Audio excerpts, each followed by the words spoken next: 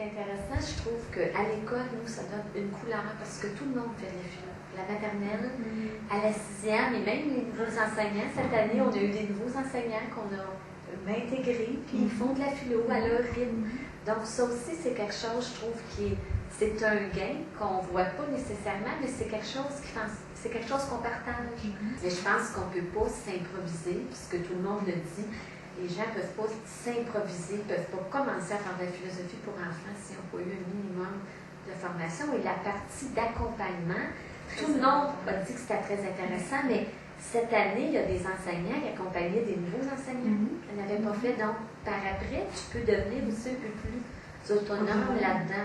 Mais je pense que c'est fondamental. Si tu veux choisir ce projet-là, il faut que minimalement tu investisses un peu de temps, d'énergie et d'argent aussi pour le minimum de formation. C'est par l'accompagnement en classe que j'ai appris, c'est en regardant en ligne Pierre 16. Après ça, quand moi je me suis lancé et que lui était là pour faire la critique de mes interventions, c'est comme ça que j'ai appris plus. J'ai appris en le faisant. Et en le faisant par la suite, on discute avec M. Sykes, puis il nous disait telle chose ou telle chose, parce que les habiletés de la pensée, c'est même si on est rendu, je suis un adulte, il y a des choses que, je ne m'attardais pas. Alors, il me faisait réaliser, mais on a utilisé telle habilité, puis là, à un moment donné, on s'habitue au concept, au vocabulaire. Il venait chaque semaine. C'est sûr que ça nous guide un peu de la façon qu'il fait, on regarde sa façon de faire. Puis ensuite, c'est sûr qu'on se l'approprie aussi.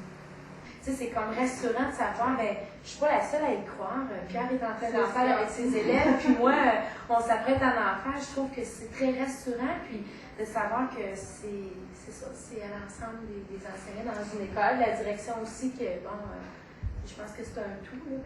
Je pense que c'est un beau projet, mais ça doit être un projet d'école, mais qui se construit à petits pas. C'est pas grave si la première année, on n'est pas tous rendus à la même place. C'est au fil du temps, mais il faut qu'on accepte quand on le fait, de se dire qu'on le fait pour plusieurs années. Parce que les gains des enfants, là, ceux qui en font depuis 2-3 ans, les enseignants disent ça va mieux, on le voit, puis ils ont l'habitude. Donc, si après la première année, on s'arrête, on ne verra jamais l'impact du projet puis les gains qu'on peut faire. Effectivement, c'est d'année en année qu'on va récolter. Quand on n'a pas d'attente, je pense qu'on peut juste être émerveillé par ce que ça produit, parce que je pense que oui, la première année, on peut voir des résultats, mais si on s'attend tout de suite à ce qu'il y ait une diminution de la violence sur la cour d'école, je ne suis pas certaine que c'est ce que ça va donner au cours de la première année, mais on peut, quand on fait les bilans, on voit que oui, ça a donné quelque chose, que les enfants, au moins au niveau du respect entre eux, alors c'est quelque chose qui se construit, ils montent un escalier, et je pense que c'est ce qu'il faut laisser aller, mais ça vaut vraiment la peine. Les enfants, pour eux, ça fait partie, maintenant à l'école, ça fait partie de leur quotidien. On leur donne la chance de parler.